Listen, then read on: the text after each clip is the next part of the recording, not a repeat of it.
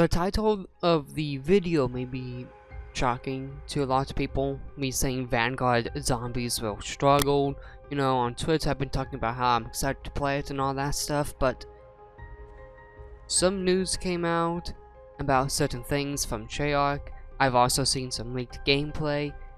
I'm excited to play the game, but I'm not gonna lie that I'm pretty sure with most of the player base it is gonna struggle, even with me most likely. And I just want to go over real quick. The gameplay on Vanguard looks sick and it looks cool. They're innovating some things with the covenants.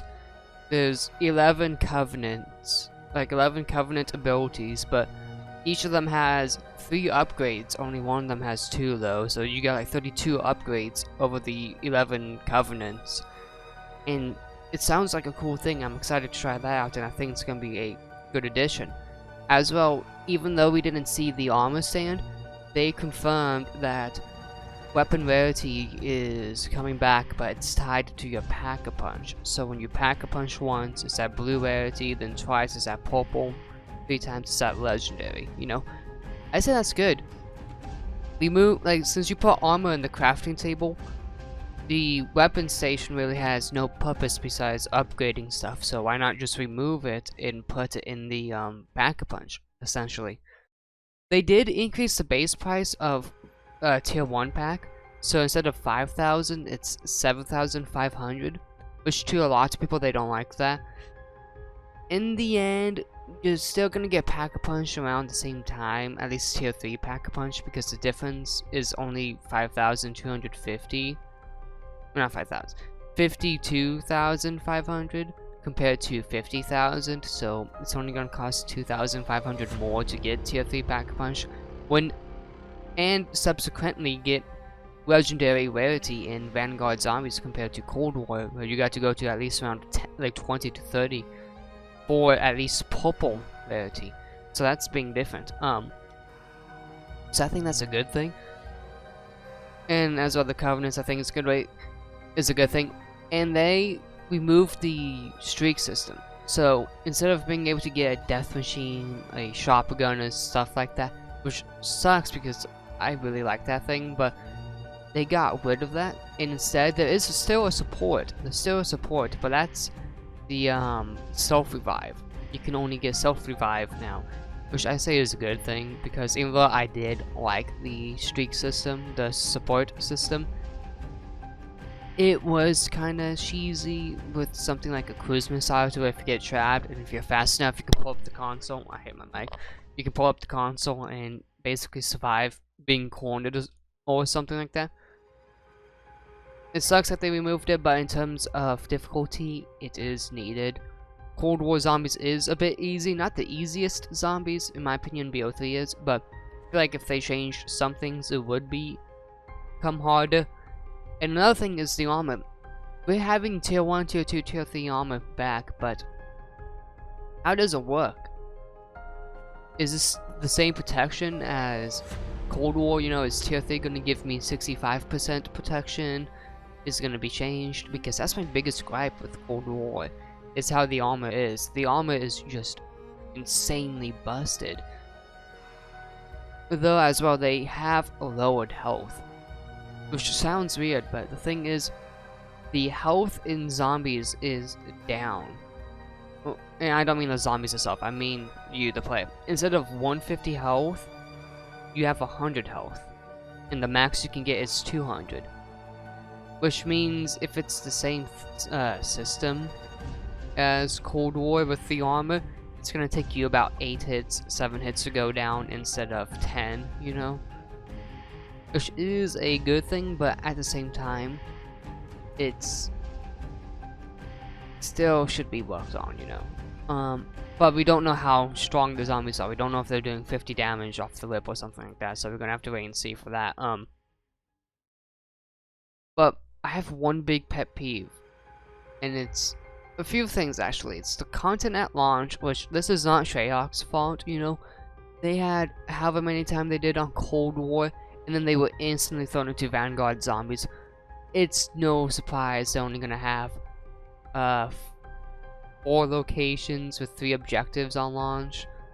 but it sucks as well because I feel like it would have worked out if they had a main quest, but the thing is the main quest isn't coming out on launch. It's coming out in Season 1.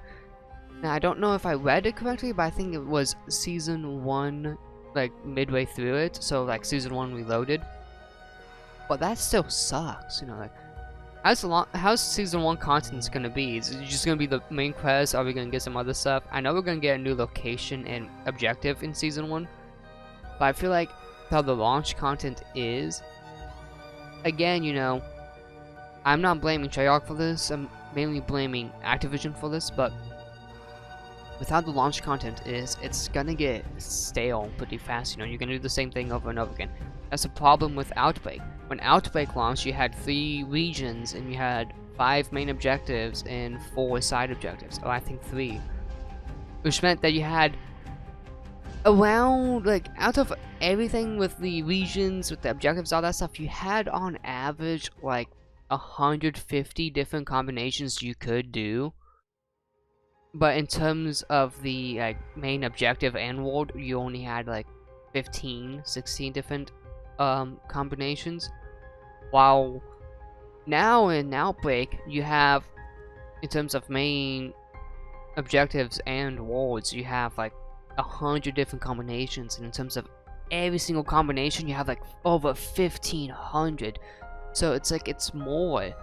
You have more in Outbreak now, and I'm pretty sure the same thing's gonna happen with Dawnfall. You know, as it expands, it's gonna get bigger and better, but it's gonna suffer the Outbreak treatment, where it's not gonna launch with the main quest, so no one's gonna do the main quest instantly.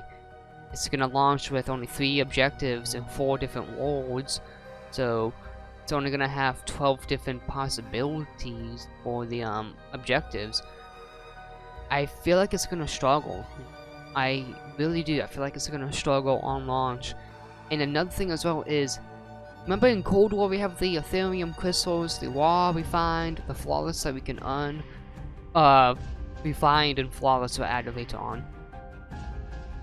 That's not there in Vanguard. Instead, if you want to upgrade your perks, you do it in game. So let's say I go to Juggernog, which I forgot what it's called. You know, let's do Vigor Rush, you know. Let's do Vigor Rush, which is, I'm pretty sure, Quick Revive. They changed the names of the perks. I don't mind that. Personally, I think it's cool, and I think it fits the theme of zombies for this year. A lot of people don't like that, apparently, but again, I don't mind it. But if you go to, like, the Quick Revive machine, because they do the same thing. They are the same perks, they just different names, you know. It's like Tough Enough and, like if you were playing if you were playing IW, you had Tough Enough, you had Up and Atoms, you had all that, you know. It's like that, but different.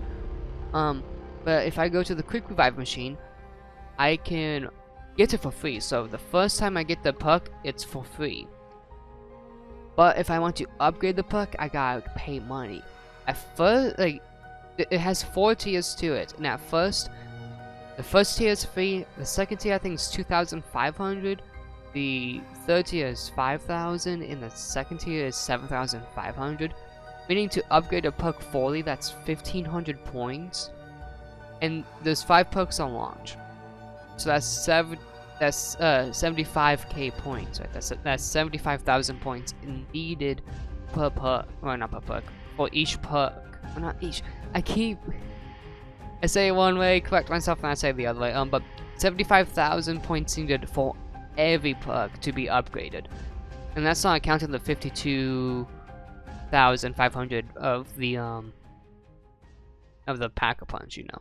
Which that sounds like a lot, but if you're playing Dawnfall, that's like 15, 16 objectives you do, because you gain 1,000 points each objective, and each objective you do, you gain an additional 1,000 points. So it's like 1,000, then 2,000, then 3,000, then 4,000, and it goes up from there.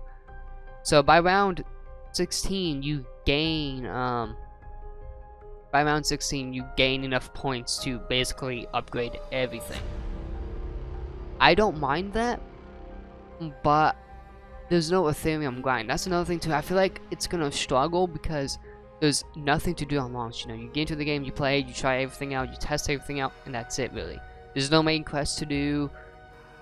There's like, it's the same thing with like Derbies. You know, if I went back and played Derbies, okay, I opened up Pack Punch, I got the Wonder off, I upgraded the Thompson, whatever. At that point, there's nothing to do but go for a high round. That's similar to Don Fong, but Don Fong is gonna struggle with that because it's not like, you know, in Cold War Zombies, you know, you load up Die Machine, you can either do the Easter egg, you can get set it up and do a high round. You could turn on Rampage and do so, which by the way, this video is coming out on the 2nd. I'm recording this on the 1st. This is gonna come out on the 2nd. At 9 o'clock, they're changing Rampage Inducer, which is nice. But like in Cold War, you know, you got different ways you can play the game. In Dawn Fong, it's do the objectives, upgrade your perks, and that's it type of deal, you know. There's no Ethereum grind to do, and I feel like that's a big problem. People will be like, oh, but you know, having tiers to your stuff, that's stupid, you know, that makes the game easy when you can just load up and pop a tier 5 Juggernaut when you drink it. It gave you something to do, you know. If you just say only played Outbreak, yeah, you don't have an Easter egg in Outbreak when it launched, but at least, you know, each world you do, you gain crystals, you know, you're progressing towards something to upgrade something. In Dawn Fong, you don't have that. You're not progressing towards something, you just play the mode. And I feel like for me, I'm gonna struggle with that because I'm gonna play the game and I feel like I'm just gonna get the camos done in it and then just play multiplayer until they release a Easter egg. Because, you know, after I get the camos, there's no point, because in Cold War, when I played Cold War, I done Dark Aether before I got everything tier 3. I still played Zombies until I got everything tier 3, and then I kind of just drifted between both MP and multiplayer. I mean, not MP. MP and Zombies, and then at some point when they added the tier 5s, it took me like about, like, when I say this, I don't mean like in exact time stuff. It took me about like 4 to 6 weeks of on and off playing to get half of the things tier 5, and then it took me another 4 weeks to get everything else tier 5. So it's like, when you have the Ethereum grind, you're going for something. Each time you load up the game, even if you die around 50 and your goal is around 100, you still gain something because you gained Ethereum. In Vanguard, you're not going to have that, and that's my biggest thing. I feel like the game has solid foundations, and from the gameplay I've seen, it has solid gameplay. As for you people that want personality in your operators and stuff like that,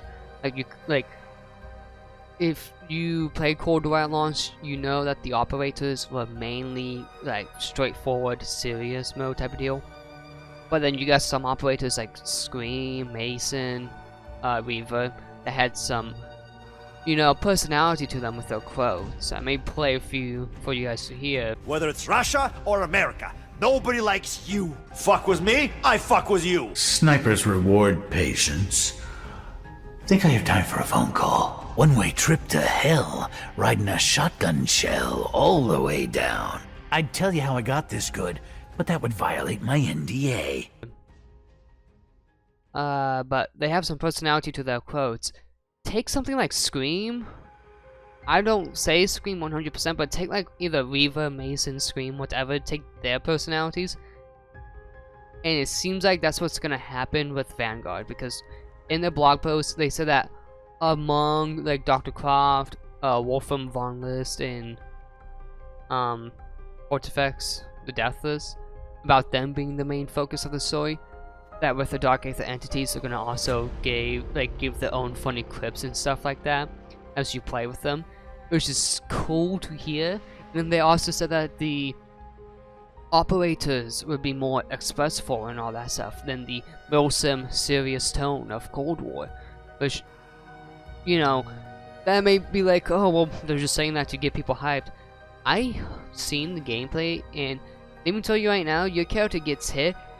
Like, this guy's playing, I think it was like an Aussie person or something like that. I don't remember the accent, but he got hit by a zombie, and the guy was like, "Stay the fuck away from me, you," type of deal. And like this personality to the operating system, which is something I like. But like, I just feel like I'm pretty sure I'm gonna enjoy Vanguard. I think Vanguard has a solid gameplay basis and all that stuff, but I feel like it's gonna struggle in the department of replayability. That's my thing. It's gonna struggle with a lot of people because there's no replayability. People would say, oh, it's the round base, but not really, because you can release a round base map and have it be nothing. You know, you can literally do Duran Fong but round base with no Easter egg, and people are just gonna get bored of it. You know, that's the thing. So I feel like in terms of replayability, it's gonna struggle. I think gameplay aspects, all that stuff, it's solid. It has a great foundation. But if they just kept like the Ethereum grind, dude, or if they had more time and they were able to get a main quest, if they had more time on launch, that would have solved my problems with the game. But me seeing leaked gameplay and all that stuff, I am confident with Vanguard. I just don't think I'm gonna be playing it that much on launch though, and I think the same thing for everyone. But who knows? Maybe the same thing can happen with Cold War. You know, Cold War launch, people did not like Cold War. Now, all you see is people talking about how Cold War is superior to Vanguard because they're taking away some things and all that stuff. But yeah, I hope you guys enjoyed this type of video of me just discussing my thoughts and feelings on Vanguard Zombies. I hope it does well. I do. I really hope it does well. But we're gonna have to wait and see how it is. But I'm gonna see you guys next time. Since this video is coming out on the 2nd, originally I was going to plan a different video on the 2nd, but I wanted to get this one out as fast as possible. So the next video is going to be on, the next one I have planned. It's going to be a TAC 9 gameplay video. That's going to be on the 3rd. So yeah, hope you guys enjoyed this video, and I'll see you guys next time though. I said that 5 times already.